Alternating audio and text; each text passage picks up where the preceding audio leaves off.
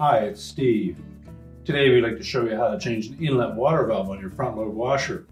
It's a really easy job. Let me show you how we do it. Now before we begin this repair, we will need to disconnect power to the washer. So pull it far enough forward that you can unplug it.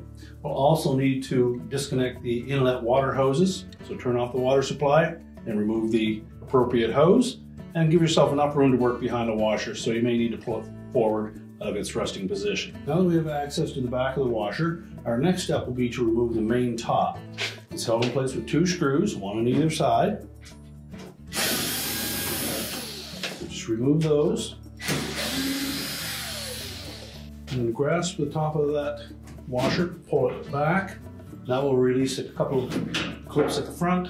We can lift it off and set it aside. Now with the main top removed, our next step will be to disconnect the wire harness connector from the old valve. Just pull that off, set it aside.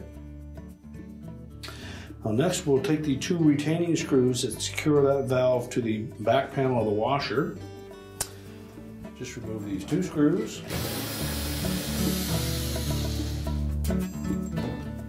And then pull the valve through from the inside.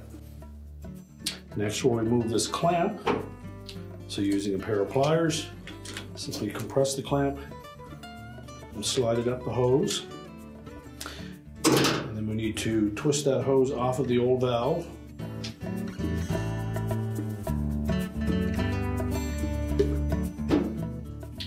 We can then discard the old valve, take the new one, reinstall that hose. Ensure that we don't have any kinks or twists in the hose. Reposition the clamp.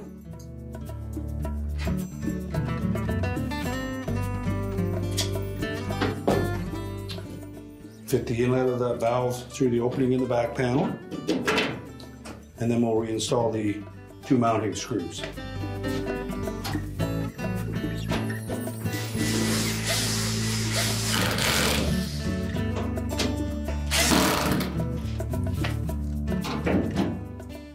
Tighten the screws securely, and we'll reinstall that wire harness connector. Make sure it's pressed firmly onto the valve. And now we're ready to put the main top on.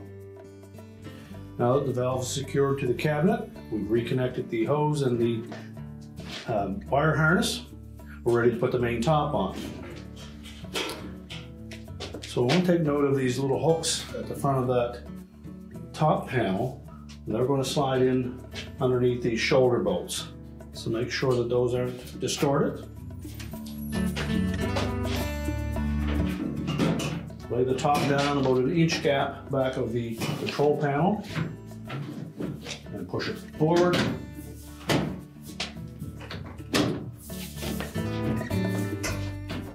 Make sure both sides are hooked in, and then we can put the two retaining screws in on the back.